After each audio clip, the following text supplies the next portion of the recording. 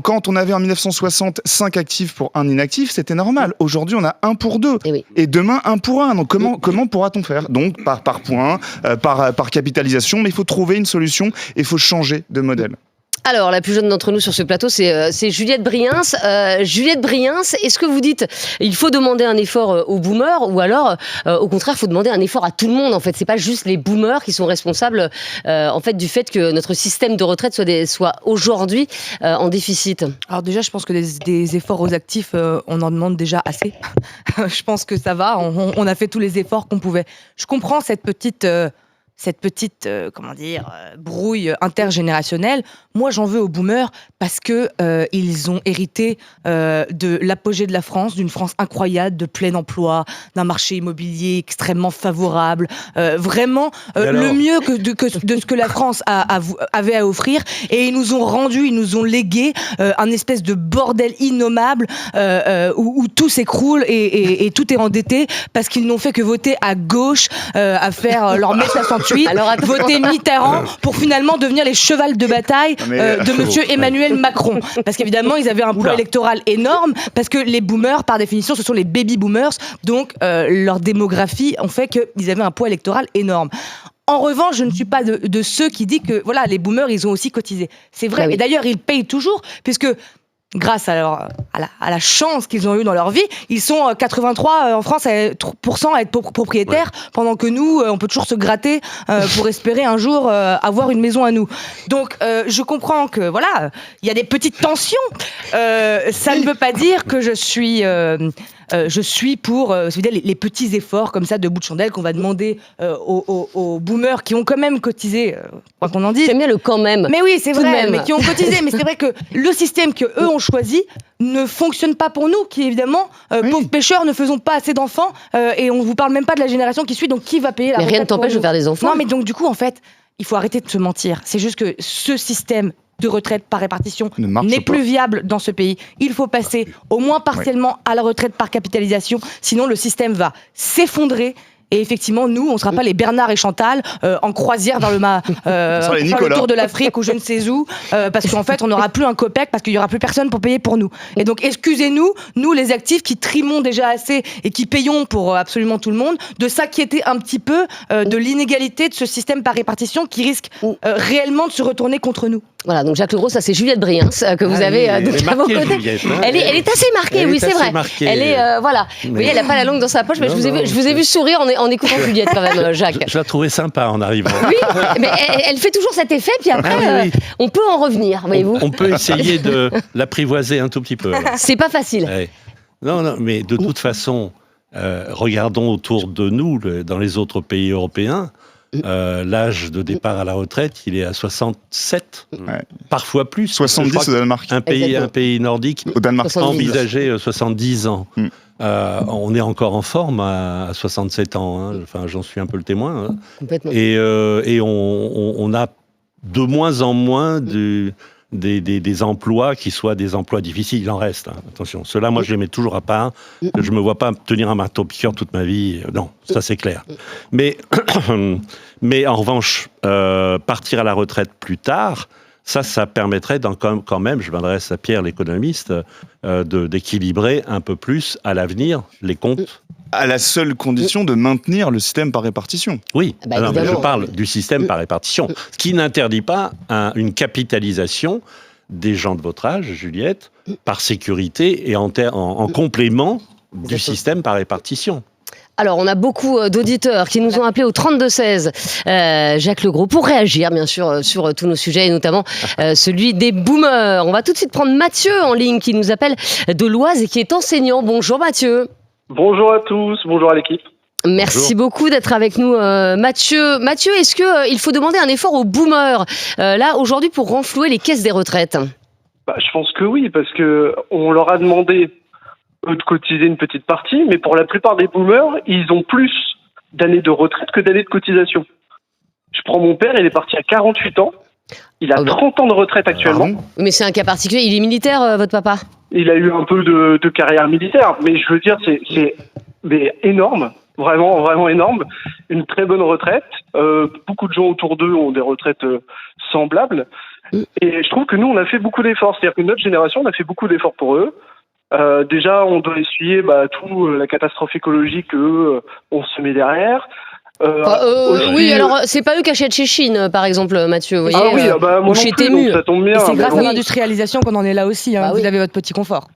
Oui, parce que là, en fait, c'est tellement un sujet complexe qu'on pourrait y passer des heures. Mais c'est ce qu'on va faire, On Mathieu. pourrait on pourrait y passer des heures. Mais moi, je trouve que déjà, rien qu'enlever la demande de 10% sur les frais professionnels, c'est quand même pas grand-chose. Ils ne travaillent pas, ils sont à la retraite. Donc pourquoi ne pas enlever juste les 10%? Ça va pas non plus les faire basculer dans une précarité pour les retraités qui payent de l'impôt. Parce que tous les retraités ne payent pas de l'impôt non plus. Alors quand on nous sort généralement, ah oui, mais pensez à la petite mamie qui a 600 ou 700 euros, mais elle paye pas d'impôt. De toute façon, elle ne paiera pas d'impôt. Donc, oui. Encore Voilà, elle paye pas d'impôt. Donc à chaque fois, on essaie de faire du misérabilisme en disant, ah mais attention les petites retraites. Mais si on enlève les 10% d'impôt, c'est qu'une partie des retraités qui ont déjà des revenus suffisants. Donc je vois pas le problème. Nous, on a vraiment fait pas mal de choses, le Covid, etc., etc. Bon, à eux de faire un petit en mode ascenseur. Je pense que c'est normal. C'est tout simplement normal. Jacques Legros. Moi, j'aime pas le système de punition, que ce soit pour les retraites ou pour l'environnement. Je pense que tout ce qui est punitif ne va pas dans le bon sens. Et puis d'abord, je vous ferai remarquer que je n'ai pas fait exprès de naître en 1951, le 17 janvier. Je ne me suis pas fait tout seul et que si je suis né à cette date-là, j'en suis pas coupable. C'est vrai. J'en suis responsable, certes, aujourd'hui, mais pas coupable. Donc, on a fait avec ce qu'on avait. On sortait de la guerre. Faut-il le rappeler. Il a fallu tout reconstruire. Il y a eu un baby boom, il y a eu un gros effort de fait pour remettre la France d'aplomb. Et ça n'était pas une mince affaire. Ça n'est pas vous qui l'avez fait, les trentenaires. C'est nous qui l'avons fait. Et ça ne nous dispense pas d'être généreux et solidaires avec les jeunes générations. Moi, mes enfants sont les premiers concernés. Hein. Et je le comprends très très bien. En même temps, ils sont un peu découragés quand ils voient ce qui se passe à tous les niveaux, que ce soit en politique, que ce soit sur un plan fiscal. C'est vrai que on est tous matraqués, et moi aussi. Je suis boomer, moi, mais moi aussi. Et que pour eux, c'est pas une incitation à rester en France, ça je vous le garantis. Voilà, et pour le coup, effectivement, je pense que si on demandait aux Français, souhaitez-vous que l'État fasse des efforts, je pense que le oui serait massif plus que pour les boomers. En tout cas, merci beaucoup Mathieu d'avoir été avec nous. Alors on a Brigitte également de Valenciennes en ligne. Le prénom Brigitte nous donne un indice. Brigitte, est-ce que vous faites partie des boomers ? Oui, je fais partie des boomers, c'est bon que je déteste, parce que les boomers, quand ils ont commencé leur carrière, moi personnellement, j'ai commencé à 42 heures. D'accord. Donc, j'étais pas à 35 heures. Donc, on a cotisé pour 42 heures. C'est pas nous qui avons coté les 35 heures. J'ai eu 3 enfants. Donc, j'ai travaillé pour la société, tout en travaillant de 8 heures du matin, non-stop, jusqu'à 18 heures. Donc, j'estime avoir mérité ma retraite. Bien sûr. Donc, je ne suis pas un boomer. J'ai rien détruit. J'ai rien fait du tout. Hein. Maintenant, on me donne une retraite. J'ai 10%. Pour mes 3 enfants, et c'est imposable en plus. Alors dire après qu'on peut nous enlever pour les frais professionnels, ça ne s'appelait pas comme ça s'appelait les frais réels. Et c'était une déduction forfaitaire. C'est ça s'appelait une déduction forfaitaire. Donc c'était pour tout le monde. Et avant, on avait même un abattement de 20% qu'on nous a supprimé. Ça, les gens n'en parlent pas, ça. Oui, mais on a tous eu des avantages qui ont été supprimés, Brigitte. Hein. Oui, on a tous eu des avantages qui ont été supprimés. Donc, au lieu d'essayer de taxer sur les boomers, il serait bien quand même de remettre un petit peu en cause le fonctionnement de l'État. Parce que moi, quand je faisais un budget, comme disait, faire des économies, j'allais pas taper sur les hausses d'impôts. Non, mais j'entends. Ni reprendre quoi que ce soit. Moi, j'ai travaillé, je suis désolée, qu'on remette les gens qui se plaignent à 42 heures, ils cotiseront sur 42 heures. Écoutez, merci Brigitte pour ce coup de gueule. Et justement, Rémi Barré, vous avez regardé les différences de temps de travail, parce que c'est vrai que nous, on est aux 35 heures. Enfin, en tout cas, voilà, c'est la loi. C'était pas tout à fait pareil pour nos parents. On parle des boomers, donc ceux qui sont nés entre 47 et 64. Lorsqu'ils ont commencé à travailler, pour les plus jeunes d'entre eux, il y avait 3 semaines de congés payés par an déjà, et pas contre 5 aujourd'hui. La semaine de temps de travail, c'était 40 voire 45 heures de temps de travail par semaine. Ça faisait quand même pour les boomers 2000 heures de travail annuel contre 1500 aujourd'hui. Oui. Donc, et ils n'avaient pas le télétravail. Il y a une vraie différence Ah oui, Mais c'est eux qui ont voté pour les 35 heures aussi, hein. Excusez-nous. 1982-1981, lorsque François Mitterrand arrive au pouvoir, la retraite passe à 60 ans. Avant, c'était 65 ans. Ouais, mais du Donc, coup, voilà, on peut aussi leur en vouloir pour leur vote, parce que c'est pas nous qui avons voté justement les 35 heures, c'est pas nous qui avons fait tous les choix qui nous ont menés ici aujourd'hui. Et si on parle de sacrifice, puisque les boomers ont reconstruit la France, etc., moi je voudrais juste rappeler que pour sauver les boomers, on s'est confinés pendant 4 mois. Oui, 4 mois, et que ça a ruiné l'économie française et que ça a traumatisé toute une génération de jeunes qui ont plein de problèmes mentaux aujourd'hui. Ça a peut-être sauvé tes parents, Juliette.